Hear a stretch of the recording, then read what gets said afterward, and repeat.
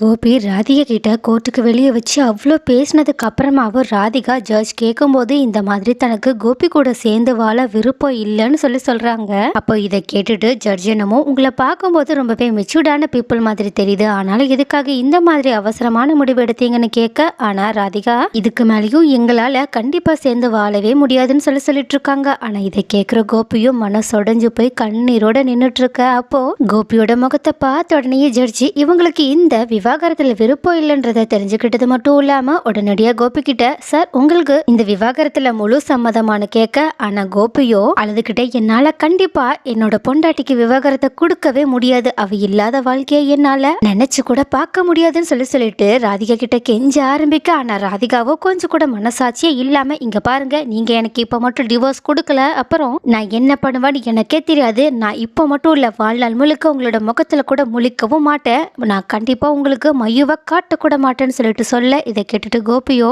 அதிர்ச்சியில உறைஞ்சு போய் நின்றுட்டு இருக்காங்க. ஆனா அப்ப மறுபடியும் ஜட்ஜ், சார் சொல்லுங்க, உங்களுக்கு இந்த விவாகரத்துல விருப்பம் இருக்கான்னு சொல்லிட்டு கேட்க, அப்பதான் கோபி புரிஞ்சுக்கவே ஆரம்பிக்கிறாங்க. இவ்வளவு நேரம் அவங்க நினைச்சு பார்த்தது எல்லாமே அவங்களோட கனவுன்றது. அதனால கோபி நல்லாவே ஒரு விஷயத்த புரிஞ்சுக்கிட்டாங்க, நம்ம கண்டிப்பா இந்த விவாகரத்துல விருப்பம் இல்லைன்னு சொன்னாலும் ராதிகா ஏதாவது பண்ணி இந்த விவாகரத்தை வாங்கதான் பார்ப்பாங்க. ஒருவேளை நம்ம இதை மறுத்தோம்னா கண்டிப்பா அவங்க நம்மளோட லைஃபை விட்டு ஒரேடியா போறது மட்டும் இல்லாம நம்ம கண்ணில் கூட படாத தூரத்துக்கு போயிடுவா. அட்லீஸ்ட் நம்ம அவ கேட்கறத கொடுத்துட்டு அவ சந்தோஷமா இருக்காளன்றத பார்த்துட்டாவது கடைசி வரைக்கும் அவளை பத்தி நினைச்சுக்கிட்டு சந்தோஷமா இருக்கலாம்னு நினைச்சு பார்த்துக்கிட்டு அழுதுகிட்டே எனக்கு இந்த விவாகரத்துல சம்மதம்னு சொல்றாங்க. அப்போ கோபி இப்படி சொல்லுவாங்கன்னு கொஞ்சம் கூட எதிர்பார்க்காத ராதிகாவோ அதிர்ச்சியில கோபியை பார்த்துட்டு இருக்க. ஆனா கோபியோ உடைஞ்சு போய் கண் கலங்கிக்கிட்டே ராதிகாவா பார்த்துட்டு இருக்காங்க. அப்போ இதை நல்லா கவனிச்ச ஜட்ஜுமே கோபி கிட்ட, இங்க பாருங்க சார், நீங்க எந்த கட்டாயத்திலயுமே உங்களோட மனசுல இருக்கிறத மாத்தி சொல்லணும்ன்ற அவசியம் கிடையாது, ஏன்னா இதுதான் உங்களுக்கு கிடைக்க போறத கடைசியான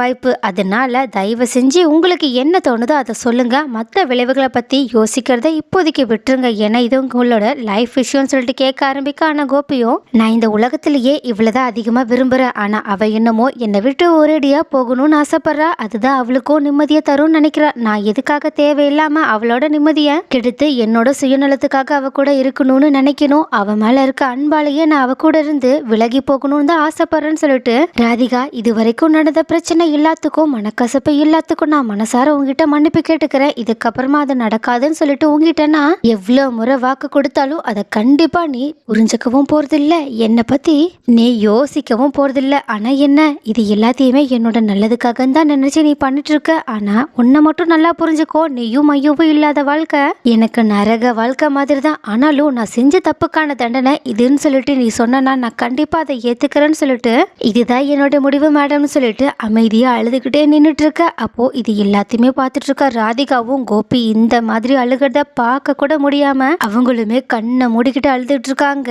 ஆனா கோபியோ இருந்த துக்கம் தாங்க முடியாம கொஞ்சம் கொஞ்சமா தன்னோட நெஞ்சை பிடிச்சுக்கிட்டு லைட்டா வலிக்கிற மாதிரியான ஆக்ஷனை கொடுக்க ஆரம்பிக்க. அப்போ இதை பார்த்த ராதிகாவும் உடனடியா யாரை பத்தியுமே எதை பத்தியுமே யோசிக்காம ஓடி வந்து, கோபி என்னாச்சு, மறுபடியும் உங்களுக்கு ஹார்ட் ப்ராப்ளம் வந்துருச்சா, ஹார்ட் வலிக்குதா, நெஞ்சு வலிக்குதா, ஏதாவது பிரச்சனையா, தண்ணி வேணுமா, அப்படி எல்லாம் கேட்டுட்டு பக்கத்துல இருக்கவங்க கிட்ட, எங்க தயவு செஞ்சு இவங்களுக்கு கொஞ்சம் தண்ணி தரீங்களா, இவங்களுக்கு கொஞ்சம் உடம்பு பிரச்சனை அப்படின்னு அவசர அவசரமா பக்கத்துல இருக்கவங்க கிட்ட தண்ணி வாங்கி கோபி கிட்ட கொடுத்தது மட்டும் இல்லாம கொஞ்சம் நிதானமா இருங்க, கொஞ்சம் தைரியமா இருங்கன்னு அவங்க மேல இருக்க பாசத்தால அவங்களுக்கு தைரியம் சொல்லிட்டு இருக்காங்க. அப்போ கரெக்டா இதுதான் சரியான சமயம்னு நினைச்சு பார்த்த கோபியோட வக்கீலுமே, மேடம் நீங்களே பார்த்துட்டு இருக்கீங்க, இவங்க ரெண்டு பேருமே சந்தர்ப்ப சூழ்நிலையால மட்டும்தான் இந்த டிவோர்ஸை வாங்குறதுக்காக இங்க வந்திருக்காங்களே தவிர மற்றபடி இவங்க ரெண்டு பேருக்கும் நடுவில் இருக்க அன்பு அப்படியே தான் இருக்கு, அதனாலதான் இவங்க ஒருத்தருக்கு ஒருத்தர் தான் மேல இருக்க அன்பை இப்படியெல்லாம் வெளிப்படுத்திக்கிறாங்க, அதனால தயவு செஞ்சு இவங்க அவசரப்பட்டு எடுத்த முடிவை நீங்க ஆமோதிக்காம இந்த டிவோர்ஸ் கேஸை கேன்சல் பண்ணணும்னு நான் கேட்டுக்கிறேன். அது மட்டும் இல்லாம என்னோட தரப்பு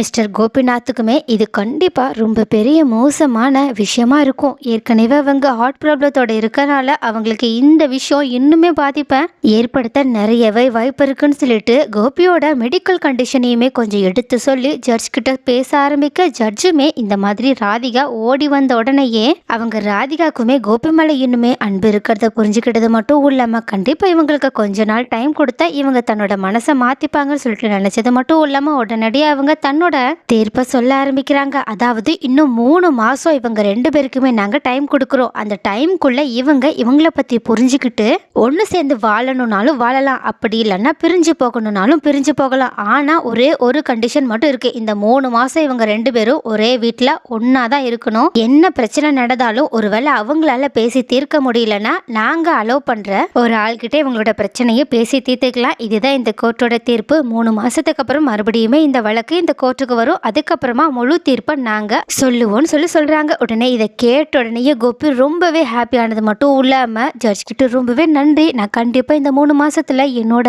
ராதிகாக்கு நான் அவன் மேல எவ்வளவு அன்பு வச்சிருக்கன்றத புரிஞ்சுக்க வைப்பேன்னு சொல்லிட்டு நம்பிக்கையோட பேச. ஆனா ராதிகாவோ அவசரப்பட்டு நம்ம கோபிக்காக்கு இப்படி ஓடி வந்ததுனாலதான் ஜட்ஜ் இந்த மாதிரி ஒரு முடிவு எடுத்திருக்காங்களோன்னு சொல்லிட்டு நினைச்சது மட்டும் இல்லாம இப்ப நம்ம எப்படி மறுபடியும் அந்த வீட்டுக்கு போறதுன்னு சொல்லிட்டு யோசிக்க. ஆனா இதை கரெக்டா புரிஞ்சுக்கிட்ட கோபியும், இங்க பாரு ராதிகா, உனக்கு அந்த வீட்டுக்கு வரதானே பிடிக்கல, ஒன்னும் பிரச்சனை இல்லை, நம்ம வேற வீட்டுல போய் எப்பவும் போல நிம்மதியா சந்தோஷமா இருக்கலாம். நான் வேணும்னா அப்பப்போ போய் என்னோட அம்மாவையும் என்னோட குழந்தைகளையும் பாத்துக்கிறேன், சரியா? உனக்காக நான் என்னெல்லாம் பண்ணுவேன்றதை இந்த 3 மாசத்துல நான் உனக்கு நிரூபிக்காம விட மாட்டேன். நான் ஊ மேலையும் மயூ மேலையும் எவ்வளவு அன்பு அக்கறையை வச்சிருக்கன்றதையும் இந்த 3 மாசத்துல உனக்கு காட்டி இந்த கேஸை ஒட்டு மொத்தமா உன்னை வாபஸ் வாங்க வைக்கிறேன்னா இல்லையான்னு பாருன்னு சொல்லிட்டு இவ்வளவு நேரம் ரொம்பவே சோகத்தோடையும் கஷ்டத்தோடையும் மனசொடஞ்சியும் பேசிட்டு இருந்த கோபி ரொம்பவே எனர்ஜியோட பேசிட்டு இருக்க. அப்போ இது எல்லாத்தையுமே பார்த்துட்டு இருக்க ராதிகா ஒரு பக்கம் ரொம்பவே சந்தோஷப்பட்டாலும் இன்னொரு பக்கம் எங்க இந்த முடிவுல இருந்து நம்மள கோபி மாத்திருவாங்களோன்னு சொல்லிட்டோம் கொஞ்சம் யோசிக்க ஆரம்பிச்சுக்கிட்டு தான் இருக்காங்க. ஆனா இன்னொரு பக்கம் வீட்டுல இந்த மாதிரி கோபி போய் இவ்வளவு நேரமாச்சு, ஏன் ஆஃப் டேவே முடிய போது, இன்னுமே இவ வராம இருக்கானேன்னு சொல்லிட்டு ரொம்பவே கடுப்போட அந்த ராட்சசி என்னோட பையனோட மனசை எப்படியாவது மாத்திருப்போலன்னு சொல்லிட்டு ராதிகாவை பத்தி மோசமா நினைச்சிட்டு இருக்க. அப்ப கரெக்டா வாசல்ல கோபி வந்து ரொம்பவே சந்தோஷமா நின்றுட்டு இருக்காங்க. இதை பார்த்த உடனே ஈஸ்வரி ரொம்பவே ஹாப்பியா, அப்பாடா என் பையன் வந்துட்டான், அது சந்தோஷமா என்ன வந்திருக்கான், ஒரேடியே இவங்க 2 பேருக்கும் டிவோர்ஸ் கொடுத்துட்டா இவன் கொஞ்சம் வருத்தமா தானே வருவான்னு நினைச்சு, ஆனா என்ன நடந்திருக்கும்னு புரியலையேன்னு சொல்லிட்டு உடனடியா ஹாப்பியா கோபியை உள்ள கூட்டிட்டு வந்து சோஃபால உட்கார வச்சு, என்ன கோபி, அந்த நீதிபதி மேடம் உங்க 2 பேருக்கும் டிவோர்ஸ் கொடுத்துட்டாங்களா? ஆனாலும் டிவோர்ஸ் கொடுத்ததுக்கு அப்புறமா நீ இவ்வளவு சந்தோஷமா இருப்பான்னு நான் எதிர்பார்க்கவே இல்லை தெரியுமா? பரவாயில்ல, அவ அவ்வளவு மோசமானவன்றதை தெரிஞ்சுக்கிட்டதுக்கு அப்புறமா நீ இப்போ சந்தோஷமா தானே இருக்கணும். ஒரு வழியா அந்த ராட்சசி ஒரேடியா உன்னோட லைஃபை விட்டே போயிட்டா, இதுக்கப்புறமா நீ நிம்மதியாவும் சந்தோஷமாவும் இருக்கலாம்னு சொல்லிட்டு பேசிட்டு இருக்க. அப்ப கரெக்டா வீட்டுக்கு வந்த பாக்கியாவும் இந்த மாதிரி ஈஸ்வரி கோபி கிட்ட பேசிட்டு இருக்க. எல்லா விஷயத்தையுமே கேட்டது மட்டும் இல்லாம ஐயோ நிஜமாவே இவங்க 2 பேருக்கும் நடுவில் டிவோர்ஸ் ஆயிடுச்சா அப்படின்னு சொல்லிட்டு ராதிகாவை நினைச்சு கவலைப்பட்டுக்கிட்டு இருக்க. ஆனா கோபியும் ரொம்பவே ஹாப்பியா, அம்மா நீங்க புரிஞ்சுக்காம பேசாதீங்க, அந்த நீதிபதிக்கு நானும் ராதிகாவும் ஒருத்தருக்கு ஒருத்தர் எவ்வளவு அன்பு வச்சிருக்கோன்றது புரிஞ்சிருச்சு, அதனாலதான் அவங்க எங்களுக்கு 3 மாசம் டைம் கொடுத்திருக்காங்க. இந்த 3 மாசம் நாங்க ஒருத்தருக்கு ஒருத்தர் எங்க மேல இருக்க அன்பை புரிஞ்சுக்கிட்டு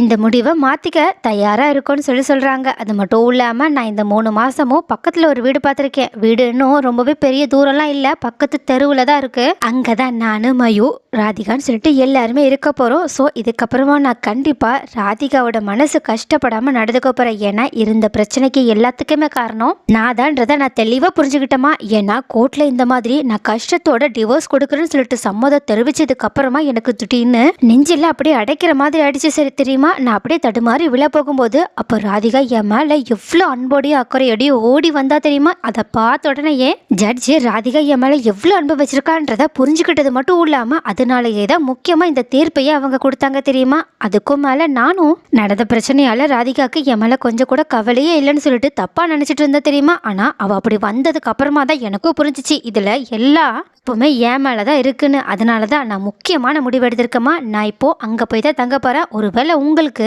என்னை மிஸ் பண்ற மாதிரி தோணுச்சுன்னா நீங்க எப்ப வேணாலும் அந்த வீட்டுக்கு வரலாம், ஏன் என் கூடயே கூட வந்து இருக்கலாம். கண்டிப்பா உங்க 2 பேருக்கும் நடுவுல எந்த பிரச்சனையும் இல்லாம என்னால பாத்துக்க முடியும்ன்ற நம்பிக்கை இப்போ எனக்கு வந்துருச்சுமான்னு சொல்லிட்டு ஒரு தெளிவோட பேசிட்டு இருக்கா. அப்போ இந்த மாதிரி கோபி சொன்னது கேட்ட உடனேயே ரொம்பவே அதிர்ச்சியிலையும் கோவத்திலையும் கோபி கிட்ட ஈஸ்வரி பேச ஆரம்பிக்க. ஆனா அதுக்கு முன்னாடியே நடக்கிற நிலைமையை புரிஞ்சுக்கிட்டு அங்க வந்த பாக்கியாவோ, பரவாயில்ல ராதிகா கோபி மேல இவ்வளவு அன்போடையும் அக்கறையோடையும் நடந்துக்கிறாங்கன்னா கண்டிப்பா உங்களோட அம்மாவும் உங்க மேல அப்படிதான் நடந்துப்பாங்க.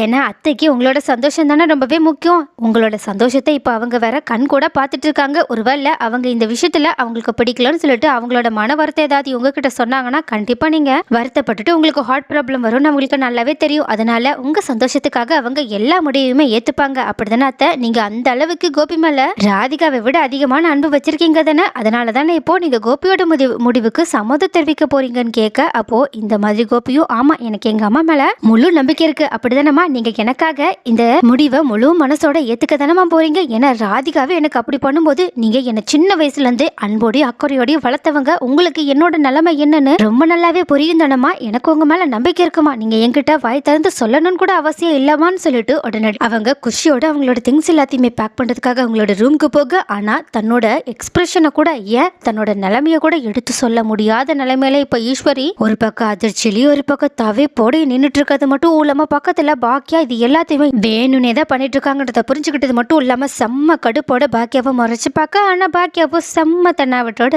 ஈஸ்வரிய பார்த்துட்டு உங்களை எந்த மாதிரி வலிக்கு கொண்டு வரணும்னு எனக்கு தெரியாத அத்தன்னு சொல்லிட்டு மனசுக்குள்ளேயே நினைச்சிட்டு அங்கிருந்து கிளம்பி போறாங்க. ஆனா ஈஸ்வரிக்கோ இப்போ கோபியை விட்டுட்டு நம்ம எப்படியும் இருக்கவே முடியாது, கண்டிப்பா நம்மளால அந்த வீட்டுக்கு போக முடியாது, ஏதாவது பிளான் போட்டு நம்ம அவனை இதே வீட்டுல இருக்க வைக்கணும், பேசாம மறுபடியுமே அந்த திமிரு பிடிச்சவளை வீட்டுக்கு வர சொல்லி கூப்பிட்டுலாமா, அப்படி வந்ததுக்கு அப்புறமா நம்ம ஏதாவது பிரச்சனை பண்ணி அனுப்பி விட்டுலாமா, ஆனாலும் இவன் மறுபடியும் அவளை கூட்டிட்டு வருவானான்னு சொல்லிட்டு பல விதத்துல எப்படி ராதிகாவையும் கோபியையும் பிரிச்சு வைக்கலாம்னு சொல்லிட்டு யோசிச்சுட்டு இருக்காங்க.